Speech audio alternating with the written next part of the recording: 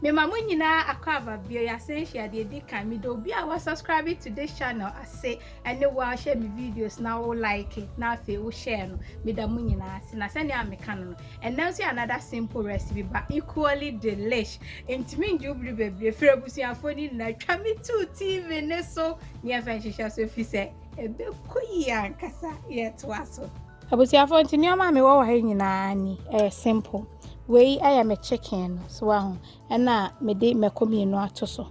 na aba ha nso a me wo je ne 1.5 wa say and na we 1 teaspoon of jollof spice blend no nti ma me fa nkyerɛ anu nie wo shop a ade a wo hwehwɛ ni we ne oso de no ekoyi ankasa so nti eno na masa 1 teaspoon eno pe na me hia fonkwan we ena makakaduro ni na kakaduro no 50 grams se opese osusu a we kpakwahito akakra me wo ho no nti no ni a fa mekokoko we no green one feye na de ache ho ena we sei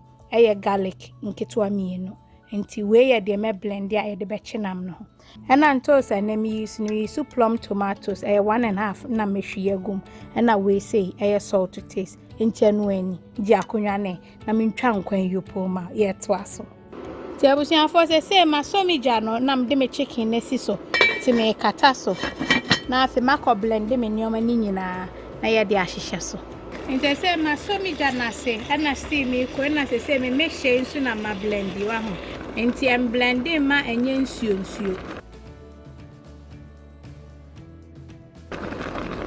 ni nsuo kitua bi na egu mu blend na fe spices no enchin bi eni mutina de salt to taste aka ho nti so ba hwa me fancy obi enwu mu na odi jeni na ba be hye ho no aka ni nyina enu fine na won chene so aka hwe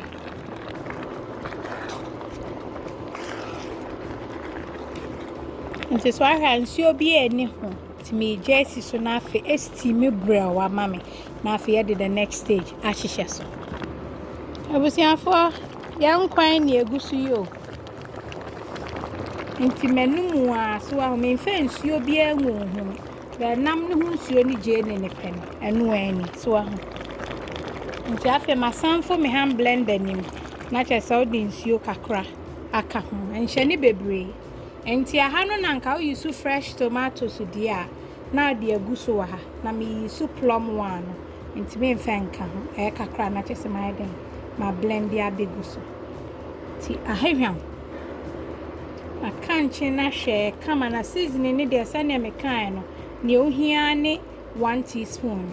ekoyie ankasa ti me jesi so na fe ehuru afa so for bare 10 minutes be on a low heat na fe me de min toast na be kan ni ye wia ne sa enko ba bia ye to aso ense se dia me ani se enkwan gusu hu wa ho me yi me meko no aka ni tomatoes no na mako blend ya ba na me dia be gusu ense se me na mi ana ho achichi na we ni de sani aya bra akọ hihye mu no na de no nti ye ni se ya mame ena me toast ni meko no nso na makonyam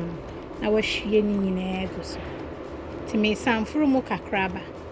na de ni nyina eguso fine waka ni nyina ni we dem sro fa body fufu ana se menken bi si so mesa kakra gusu ama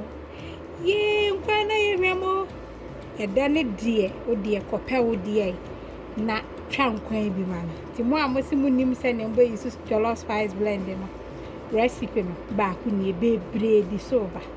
intino so subscribe ya subscribe ye e ba ya o shows na on saka ye to aso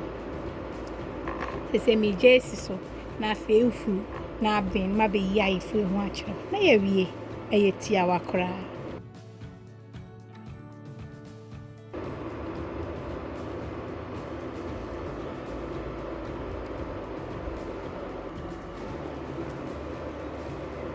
abusiafo nkwan na gusu yo na question ba kwa ya metenya ne se wo nua nkwan a obesi de hu sabene nti wo a wo hwe me a wo nye nkwan da no ebia ya bayo a wo si so no bomodin ase wobɛhwɛ de me di kyerɛ once ehuro no wani sei no a so ahu ya na emmene ye untos ne mu men nti awasa wotwen ma ehuro ni nyina akọ na enim ye clear afi no wobɛhu sɛ ayede aben sanwa no nso ebebe ani ne dɔɔso a na wasa afie ni so ahu nti bomode ansa wobɛka wonkyen so ahwɛ maka ahwɛ eye to taste nti nso ka hwɛ na sɛ ne opɛ na me say enkwan ni hwam no bomodia kwaje o spice blend me di baby eton bi nyina begusu ama so ahu wonso a men shops saa no ebe obenya bi wo ho no no agye wo die na dia support die ye no awusiafo ti yankwe na ye kama yo so ahu nti wahu ani na sem na me ka no se wan se ani ehuro ni nyina aiden ekọ nti anwa no de men se mi wi a mesa ani anwa no nti onso mpa so no wasa afie ni afi ama wonkwan no udi ana ekoyi so wa odi anza na ebedi nkomo no fa menke fufu eno body fufu na mesa nkwan bi ama enam no pene ne nan ana ne sere meyi bi atoso amwate original nkwan na no be che na duane sei e wo do kwan so tiji akonwa no ne yeni nkomo me say de ekoyi no wa beja me comment bi ade ekoyi be hye me charge original kwala beka say you me da munyina say for the love and support say me read mo comment na mani age na futu am DJ ye nyina ne say baby awo bia no hwe say obe make change e wo ho enye say ukọ baby a na che say nioma nyina aka afra so ho ma obi bo wudi a na obo na nije so ema obi a mbo wudi a yaw etare ho so ho nti tutu anamo yi eno enam DJ ye nyina na msi e sanso a ye fie bedwo afi baby a ye be find yourself bia no so no sa asumdue no ebi beba ho I love you ne who's original me ni team we love you God bless. Mwah.